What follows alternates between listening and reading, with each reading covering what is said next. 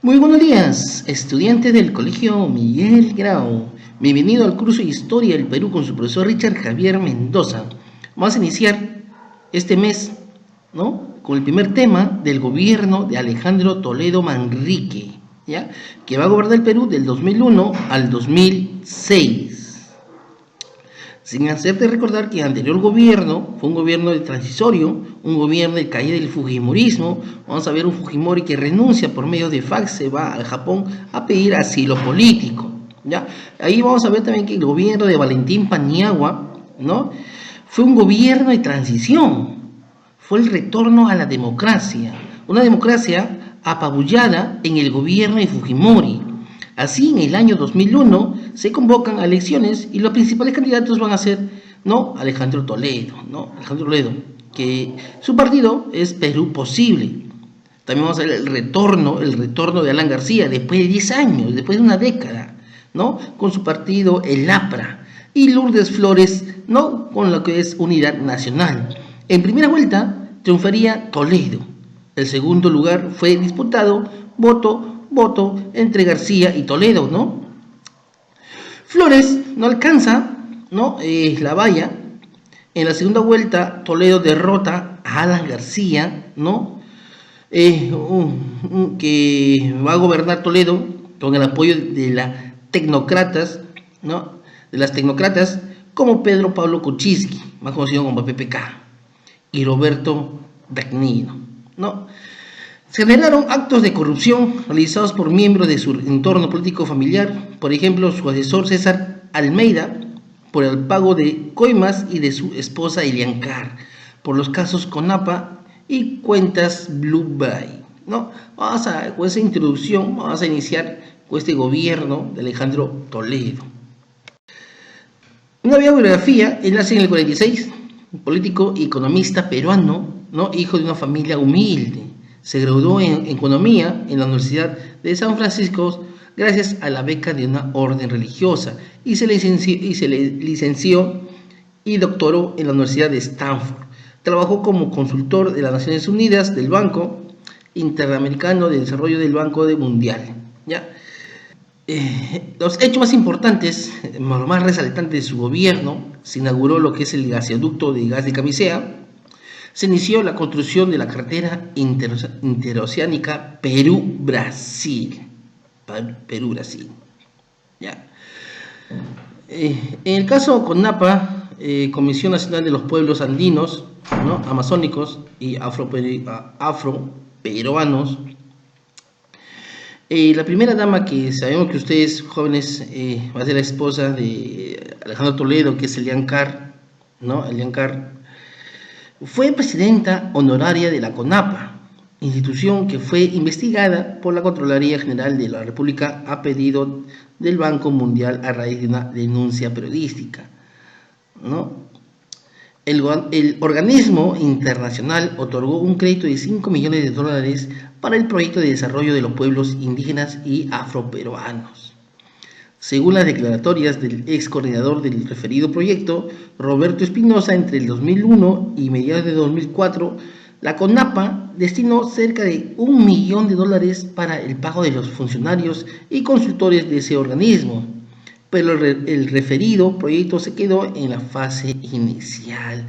¿Qué tal corrupción por parte de la esposa de Alejandro Toledo, Elian Carr, ¿no?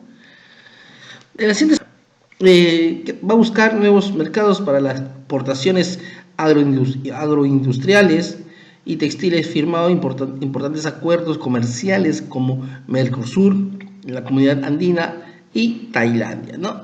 También se va a aprobar lo que es el TLC, el Tratado de Libre Comercio, ¿no? Su propósito fundamental era eliminar las barreras al comercio de bienes y servicios y estimular las inversiones privadas en los respectivos países. En el aspecto económico, va a haber lo que es la estabilidad de los precios. Durante su periodo de 2001 a 2005, la inflación promedio anual fue de 1,8%, demostrando la existencia de estabilidad de precios en la economía peruana. O sea, los precios se mantenieron, ¿no? Se mantienen. Crecimiento económico: entre el 2001 y el 2005, la economía peruana experimentó un crecimiento sostenido, con una moderada tasa de crecimiento con un promedio anual de 4,5%. En el TLC, en el Tratado de Libre Comercio, se firmaron acuerdos comerciales con diferentes países, entre ellos destacan, ¿no?, los tratados de libre comercio con Tailandia, Estados Unidos, ¿no?, entre otros, ¿no? El TLC, que también fue positivo para el Perú y también negativo. En el aspecto social, ¿sabe lo que es el Arequipazo? En la quincena de junio del 2002 se levantó un movimiento en Arequipa por el Frente Amplio Cívico de Arequipa que agrupó al conjunto de población en unas 6 jornadas masivas manifestaciones, ¿no?